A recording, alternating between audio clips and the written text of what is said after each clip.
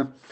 Se les está recordando, estoy registrando la participación que tienen y de este registro va a salir la nota práctica, ¿sí? De más o menos 70 estudiantes que están inscritos, solamente han participado 25. Entonces, por favor, las personas que todavía no han hecho su práctica participen. Y si alguno ha preparado algo sobre el tema, sobre el metabolismo de los lípidos. Jóvenes señoritas. Buenas, doctor. ¿Será que yo puedo hablar, por favor? ¿Qué número es usted? No sé, doctor, pero mi nombre es Dulce Fernández Bogado. Fernández, su apellido, ¿sí? Sí, Fernández Bogado. No, pues nunca, no tiene número, no ha participado nunca. Aquí en mi registro no está. Sí, no participé. Claro, entonces la primera vez es el número 26, por si acaso. Antes, a ver, Fernández, ¿no? Sí. Fernández Dulce. El número 26 es. Ya está bien. ¿Puedo presentar? Lógicamente, sí, sí. Voy a Sí, hablar sobre la colitis ulcerosa. ¿Está bien, doctor? todo. Un ratito, señorita, solamente voy a colitis ulcerosa. O sea, miren, ¿por qué hacemos la práctica? En realidad es un repaso para el día del examen. Por favor, estudien, hagan su pequeño resumen, alguna imagen y preséntenlo. Nos van a ayudar a aprender, a recordar y para que demos un buen examen. La idea es esa, ¿me entienden? Los temas, por si acaso, como límite, digamos, esta parte que vamos a empezar a hablar hoy día no va a entrar al examen. Entonces, todo el temario, por si acaso, el temario que vamos a rendir, es primero, organización funcional del cuerpo humano, control del medio interno. ¿Sí? Segundo, todo lo que es anatomía y fisiología del aparato digestivo. Tercero, fisiología de los trastornos gastrointestinales. El primero y el tercer tema está en el libro de Gaito, ¿no? El segundo pueden leer el Tórtora, deben tener algún resumen que han hecho el anterior semestre. Y después hablamos del metabolismo de los hidratos de carbono, ¿no? Y seguidamente hablamos de lo que es la hipoglucemia. Y después alteración del metabolismo de los hidratos de carbono, que son las glucogenosis, que es una alteración del metabolismo del glucógeno, la galactosemia y la fructosemia. ¿No? Todos estos temas forman parte del primer parcial. ¿Sí? Bueno, adelante, señorita. ¿De qué nos va a hablar? De colitis ulcerosa, ¿no? Sí. ¿Ya está Va. compartiendo? Sí, sí, ya se ve aquí. Ya.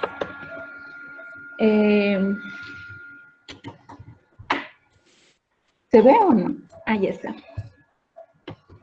Ya, entonces, la colitis ulcerosa es una enfermedad intestinal inflamatoria, que eso hace que provoque una inflamación duradera y úlceras, o sea, llagas en el tubo digestivo. La colitis ulcerosa afecta el revestimiento más profundo del intestino grueso, del colon y del recto. Y por lo general, los síntomas no aparecen repentinamente, sino que los hacen con el paso del tiempo. Ahora voy a hablar de los síntomas. Los síntomas de la colitis ulcerosa pueden variar según la gravedad de la inflamación y la región donde aparezcan. Algunos de los signos y síntomas más comunes son la diarrea, que suele tener sangre o pus, Después los dolores y cólicos abdominales, el dolor en el recto, el sangrado rectal, que es evacuar eh, heces con una Existe pequeña cantidad de problemas en sangre. su... Después, Señorita, uno de... señorita, hay problemas en su audio. No se ve la imagen. Ahora sí, recién, vamos. Dulce. ¿Me escucha, doctor, o quiere que hable otra vez de los síntomas? No, no, no, ahora está bien, pero siga nomás con los síntomas. Es que se corta, ahorita no hay nada, se ha borrado todo. No hay los síntomas. Esa placa donde está, ahora sí, ahí está.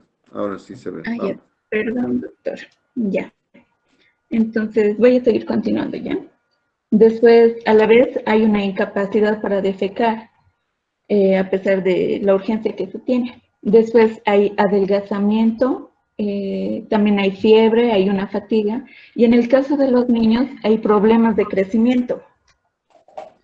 Ahora voy a hablar de los tipos de colitis ulcerosas. La proctitis ulcerosa. Esta es la inflamación que se limita a la zona más cercana del ano, o sea, en el recto, y el sangrado rectal puede ser el único signo de la enfermedad.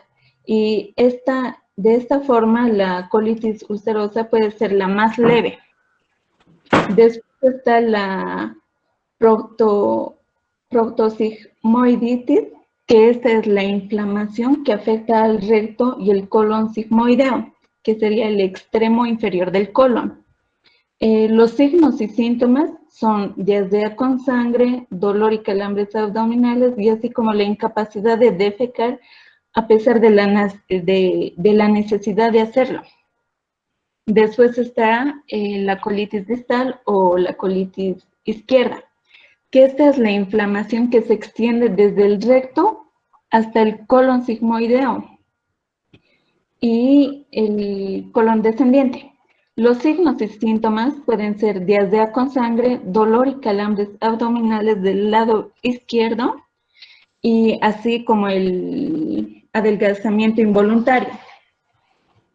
Después está la colitis extensa, que esta es la inflamación que rebasa el ángulo esplénico y se extiende desde el recto hasta el ángulo hepático, que eso incluye al colon transverso. Los signos son diarrea con sangre, dolor y calambres abdominales y adelgazamiento. Y después ya está la pancolitis, que esta es por lo general afecta a todo el colon y causa episodios de diarrea con sangre que pueden ser muy graves, dolor y calambres abdominales y fatiga, adelgazamiento significativo y algunas veces da fiebre y imposibilidades de comer. Ese sería el doctor. Y la causa, ¿qué sabe de la causa? ¿Cuál es la causa?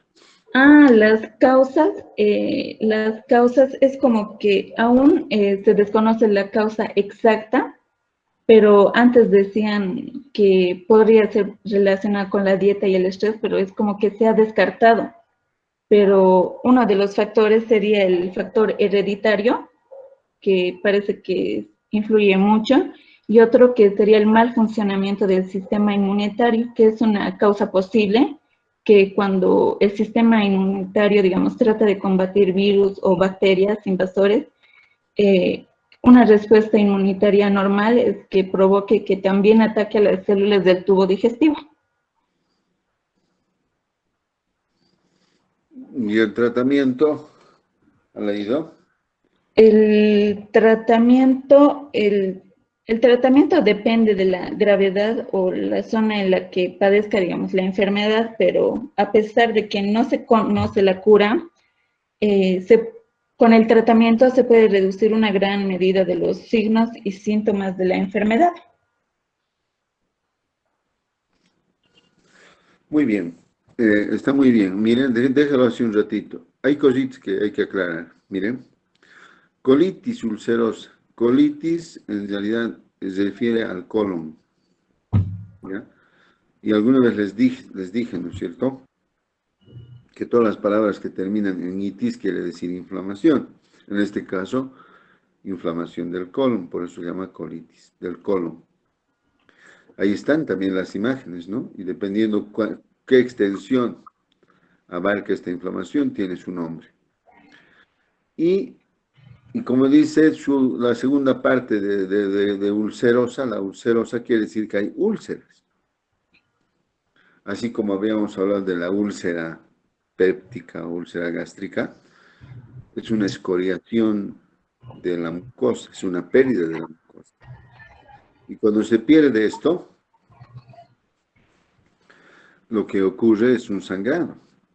Por eso es que nos ha dicho que uno de los síntomas es diarrea con moco y con sangre. O sea, hay una inflamación del intestino y una irritación permanente. Y por lo tanto, esa irritación permanente produce sensación de defecar permanentemente. A uno le da ganas de hacer caca. Va al baño, hace mucha fuerza y apenas bota un poquito de moco con sangre, ¿no?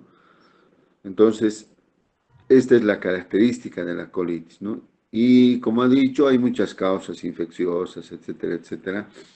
Pero la causa más o primera, digamos, para hablar de este problema, se dice que es autoinmune. Esto quiere decir, cuando escuchen hablar la palabra autoinmune, quiere decir que el propio cuerpo crea anticuerpos contra algunos tejidos, en este caso contra el colon. Es por eso que en muchos casos, por eso le preguntaba al estudiante cuál era el tratamiento. Bueno, va a depender, lo dijo, sí, es cierto, ¿no? Depende cuánto está comprometido. Y segundo, de la gravedad del cuadro. Entonces, muchas veces lo que se hace es poner en reposo ese intestino y para lo cual se hace una colostomía, se llama, que es abocar el colon o un poco más adelante el ilion inclusive, la parte final del intestino delgado hacia la pared. Entonces la persona come y hace caca por unos orificios, un orificio que se deja en la pared abdominal, que no es otra cosa que el abocamiento de esa parte del ilion hacia la piel. Entonces, haciendo que ese proceso inflamatorio de la colitis se vaya resolviendo. O sea, en otras palabras, se pone en reposo esa parte, la parte del colon que está afectado, ¿no? Entonces esto se llama una ileostomía, se llama, ¿no? Que no es otra cosa que poner una parte del ilion hacia la piel y eso que se exteriorice y por donde la persona hace sus deposiciones, ¿no? Haciendo que el colon que está inflamado repose y pueda curarse. Muchas veces se hace eso, se ve que el colon se ha curado y se vuelve a unir otra vez el ilion y se intenta que el colon cumpla nomás su función, ¿no? Entonces esa es una cosa importante de lo que es el tratamiento.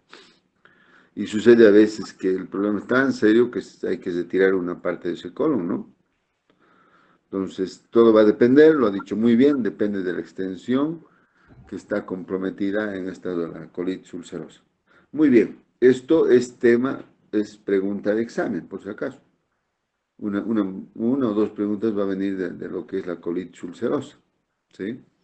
A ver, por ejemplo, así viendo la imagen, espero que estén grabando, yo les pregunto, ¿qué es la pancolitis?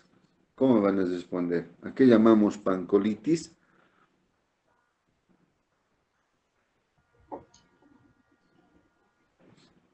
Ahí está, ven el dibujo, están todavía viendo, ¿no? La placa de la slide de la estudiante, ¿no? De Dulce.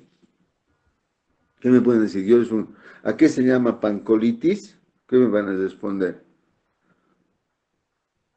¿O qué es Que la afecta todo el pancolitis? colon y causa episodios o sea, afecta a todo el colon, las úlceras y eso. Unas dos personas que definan qué es la pancolitis.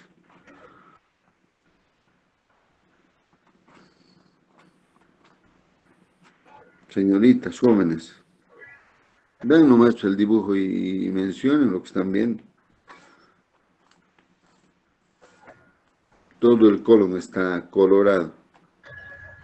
En la colitis extensa todavía el colon ascendente y el ciego está normal. Y en una pancolitis, ¿cómo definirían eso?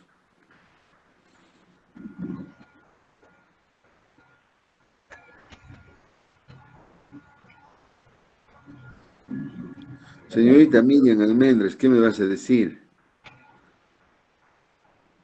Definí, a ver, pancolitis. Danitza Carmona. No hay varones, aquí veo una lista. Una lista. ¿Qué es la pancolitis? Les voy a preguntar esto. Pancolitis. Bueno, anotar. Jonathan Ávila, ¿qué es pancolitis? Jorge Luis Salvatierra, ¿qué es pancolitis? Y ustedes creo que no están haciendo la práctica.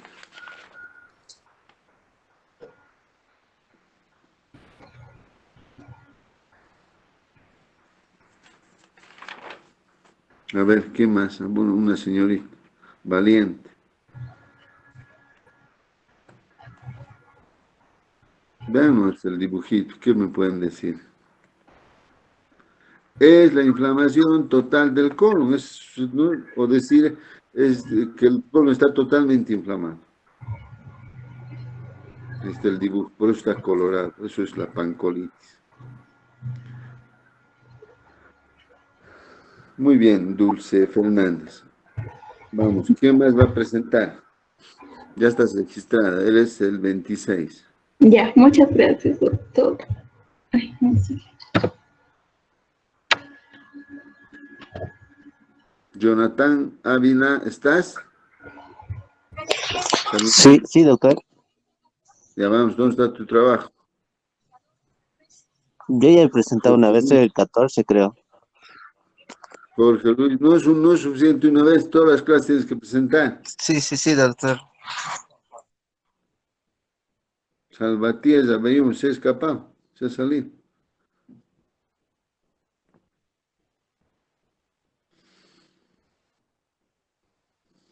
Doctor, Sí, dígame. buenos días. ¿Puedo presentar? Sí, pues, si no hay interesados, se les está reuniendo aquí. ¿Qué número eres? Esta es la número 13. 13. Sí, Tienes ya 2 prácticas, ¿no? sí. ¿De qué nos vas a hablar? Sobre la gluconeogenia. Nos vas a hablar de la Gluconeogenia. gluconeogénesis, ¿sí? Ya. Ya estoy presentando. Sí, se ve, se ve. Ah, ya. Ya. Cuando los depósitos corporales de hidratos de carbono disminuyen por debajo de lo normal, se pueden formar cantidades moderadas de glucosa a partir de aminoácidos y glicerol. Y el glicerol de las grasas. Este proceso se llama gluconeogenia. Ayuda sobre todo a evitar el descenso exagerado de la concentración sanguínea de la glucosa durante el ayuno. La glucosa es el sustrato energético principal de los tejidos como el encéfalo y los eritrocitos. La sangre debe disponer de suficiente glucosa entre las comidas. El hígado desempeña una función primordial. A ver, aquí está. Desempeña una función primordial para mantener la glucemia durante el ayuno al convertir el glucógeno depositado en glucosa y sintetizar glucosa sobre todo a partir del lactato y de los aminoácidos. Aproximadamente el 25% de la producción hepática de glucosa durante el ayuno procede de la gluconeogenia y sirve para restablecer un aporte constante de glucosa al encéfalo durante el ayuno prolongado los riñones también sintetizan enormes cantidades de glucosa a partir de los aminoácidos y de otros precursores. Aproximadamente el 60% de los aminoácidos de las proteínas corporales se convierte seguida en hidratos de carbono.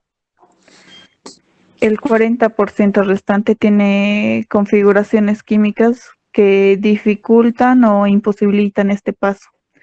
Cada aminoácido se convierte en glucosa por un proceso químico algo diferente. Por ejemplo, la alanina se puede convertir directamente en ácido pirúvico simplemente por desaminación.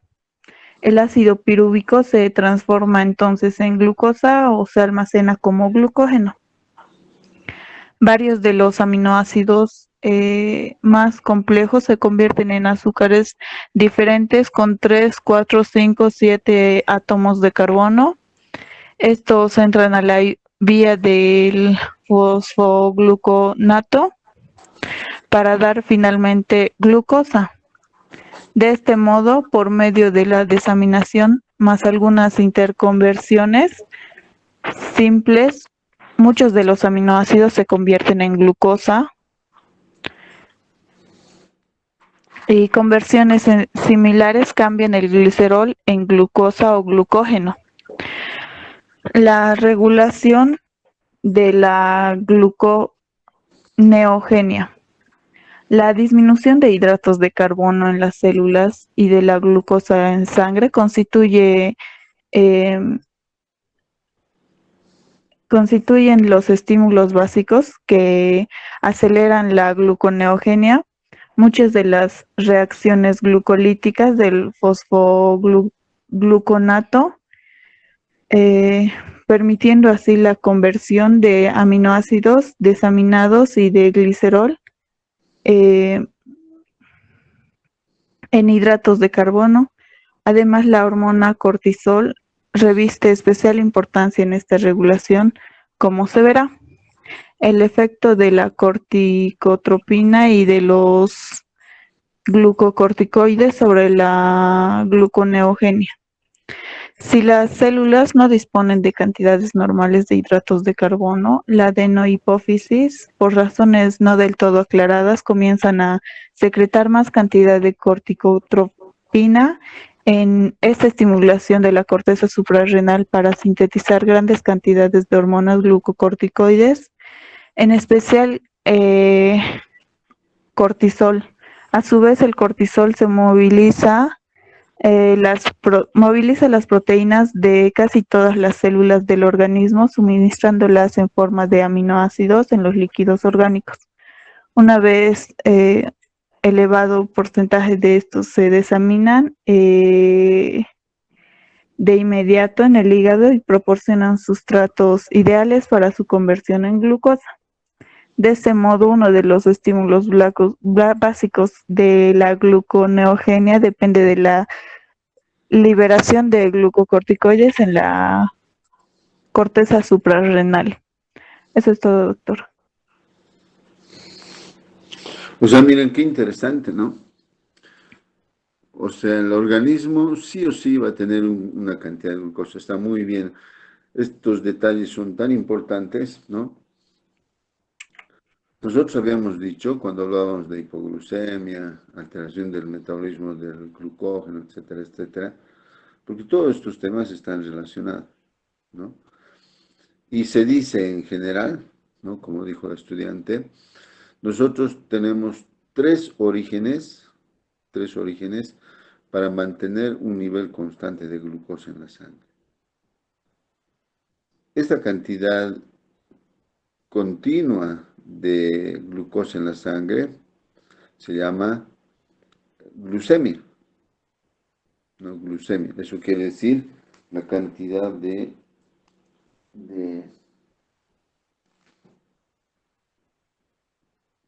glucosa en la sangre que es de 80 a 120, ¿no? Algunos dicen un poquito más, algunos dicen un poquito menos, pero la cantidad normal de la glucosa es esa, ¿no? Que debe haber 80 a 80 a 120 miligramos por decilitro.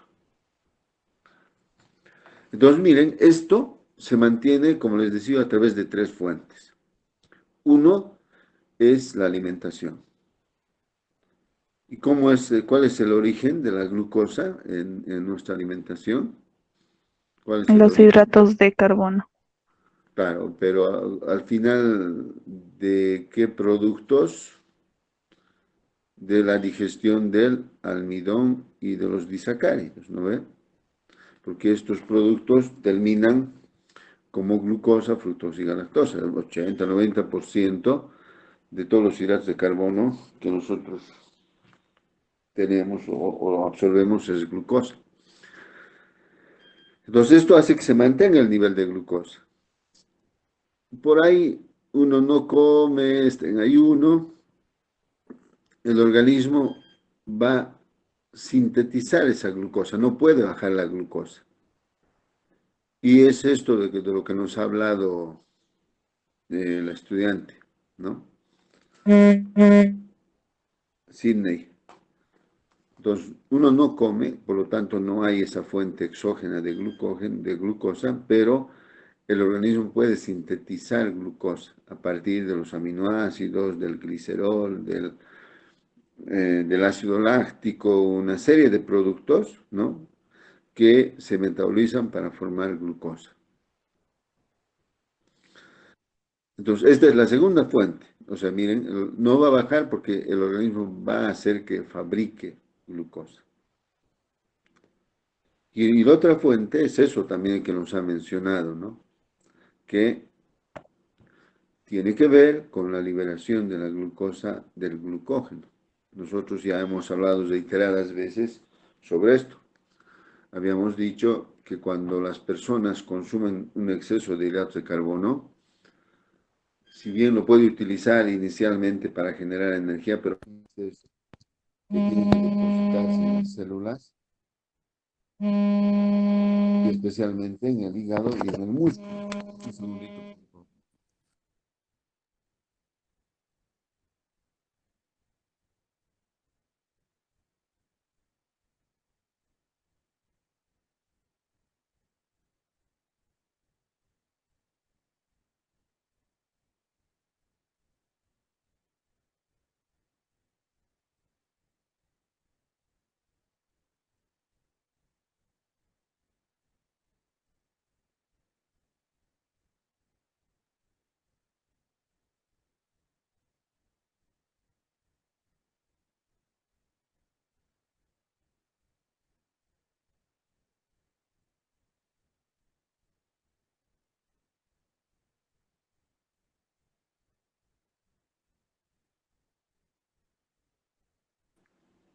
Sí, van a disculpar, se ha cruzado una llamada.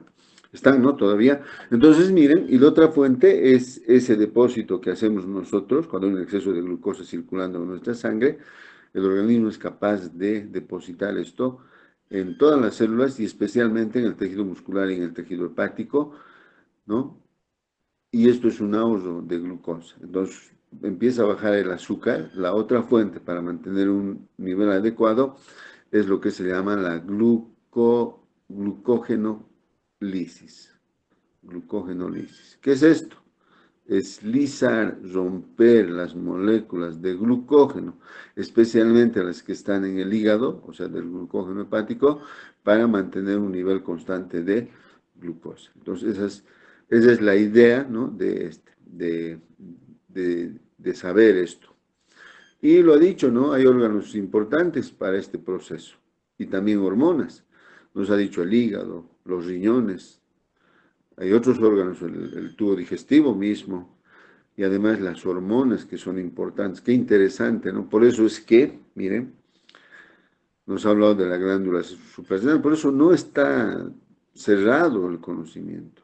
Ha tocado muchos aspectos. Nos ha dicho la glándula suprarrenal secreta las hormonas, los glucocorticoides. Miren, glucocorticoides, gluconeogénesis, glucosa, O sea, esas hormonas están directamente relacionadas para mantener el nivel de glucosa. Por eso se llaman los glucocorticoides. Sí, lo ha dicho. ¿Qué hacen los glucocorticoides?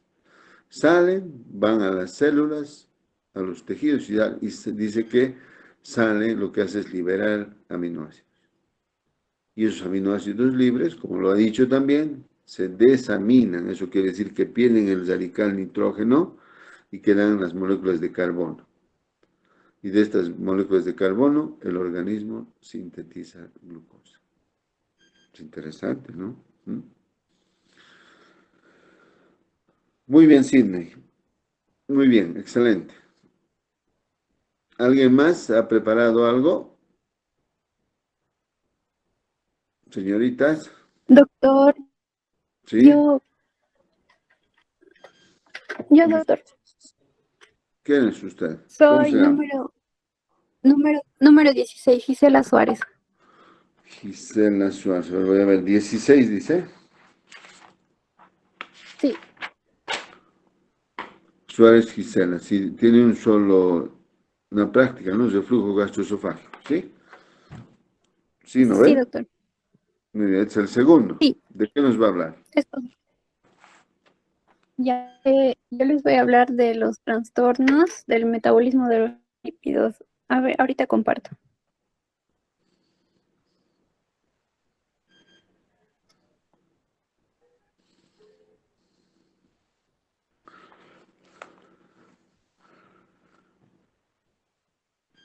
¿Se ve, doctor? Excelente, sí, sí, sí, sí. Ya, ya. Trastornos del metabolismo de los lípidos. Primero, el metabolismo es el proceso que nuestro cuerpo utiliza para producir energía a partir de los alimentos que nosotros consumimos. Y los alimentos se componen de proteínas, carbohidratos, grasas. Em, los trastornos del metabolismo de los lípidos, tenemos dos enfermedades, que son la enfermedad de Gaucher y la enfermedad de Tay-Sachs. La enfermedad de Gaucher es una enfermedad hereditaria, es poco frecuente y es donde una persona tiene no tiene cantidad suficiente de enzimas que pueden degradar los lípidos y esto causa una acumulación de sustancias grasas en el vaso, en el hígado e incluso en el cerebro. Y la enfermedad de Tay-Sachs es también un trastorno hereditario, es poco común y esta causa la acumulación de una sustancia grasosa en el cerebro. Esta enfermedad también se da en los recién nacidos.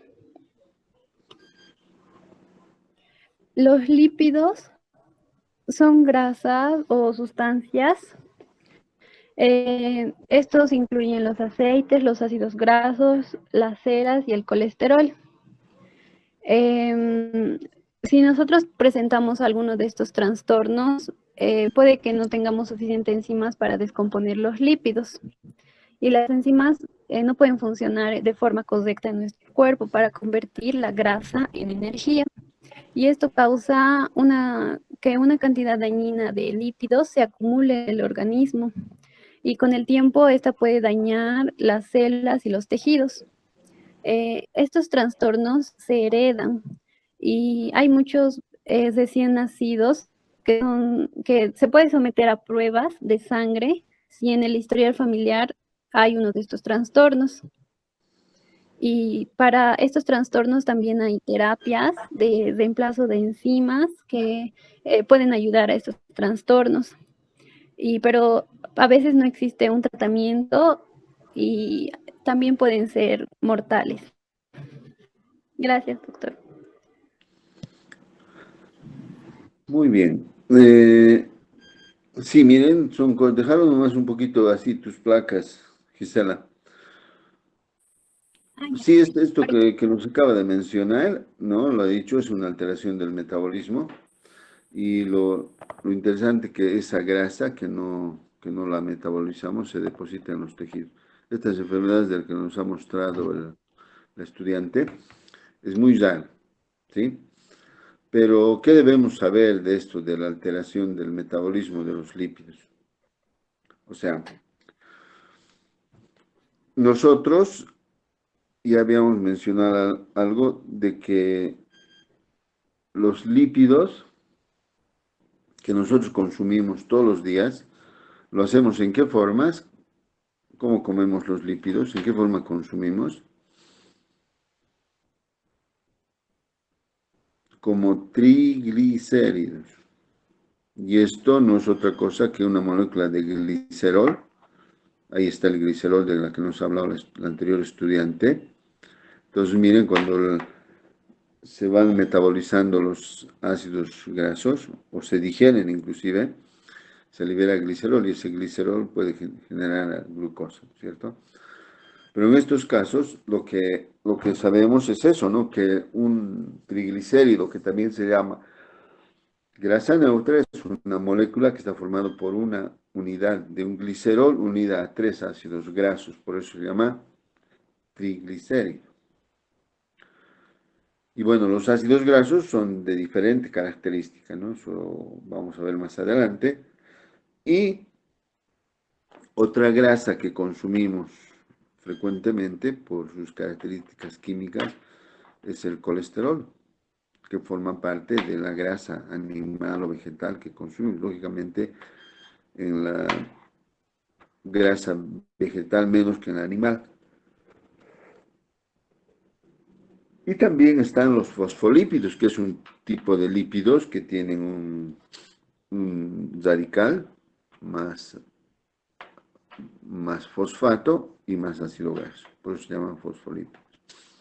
Entonces, esto también se metaboliza. Entonces, esto hace, esta composición de los lípidos, hace que para determinar alteración del metabolismo de los lípidos, tomemos en cuenta estos conceptos.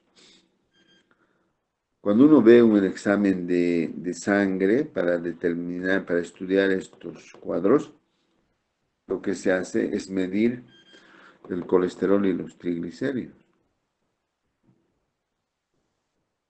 Entonces el médico, cuando está pensando en alguna alteración de los lípidos, lo primero que pide es eso, cuánto de grasa tiene esa persona, cuánto de grasas cuánto de colesterol y cuánto de triglicéridos, ¿no? Y por lo tanto te informa, solamente para adelantar alguna cosita, porque esto vamos a volver a repetir. Entonces normalmente en la sangre, así como el azúcar ¿cuánto es? De 80 a 100 miligramos por decilitro. Lo mismo en la sangre existe grasa. Y la cantidad es de 200 miligramos por decilitro de colesterol y 200 miligramos de triglicéridos por ml. Entonces, esto se puede medir, se mide para detectar. Y la cantidad que es normal es 200 miligramos.